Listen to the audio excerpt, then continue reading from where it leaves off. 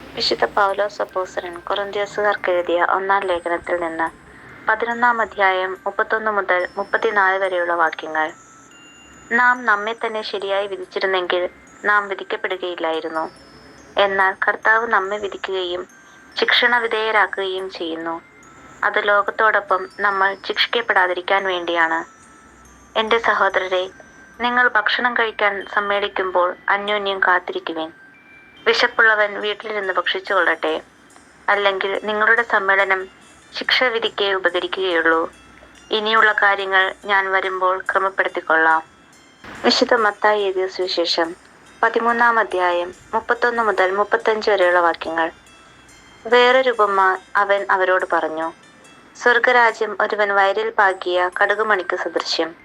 അത് എല്ലാ വിത്തിനെയും കാൾ ചെറുതാണ്. എന്നാൽ വളർന്നു കഴിയുമ്പോൾ അത് മറ്റു ചെടികളെക്കാൾ വലുതായി ആകാശപ്പറവകൾ വന്ന് അതിൻ്റെ ശിഖരങ്ങളിൽ ചേക്കേറാൻ തക്കവിധം മരമായി തീരുന്നു. മറ്റൊരു ഉപമ അവൻ അവരോട് അരുളിച്ചെയ്തു. 3 ഇടങ്ങഴി മാവിൽ അത് പുളിക്കുവോളം ഒരു സ്ത്രീ ചേർത്ത പുളിപ്പിന് സദൃശ്യമാണ് സ്വർഗരാജ്യം.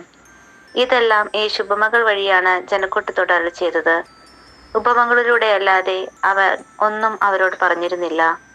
ഞാൻ ഉപമകൾ വഴി സംസാരിക്കും, ലോകസ്ഥാപനം മുതൽ നിഗൂഢമായിരുന്നവ ഞാൻ പ്രസ്താവിക്കും എന്ന പ്രവാചക വചനം പൂർത്തിയാക്കാനായിരുന്നു ഇത്. ദൈവവചനമാണ് നാം കേട്ടത്.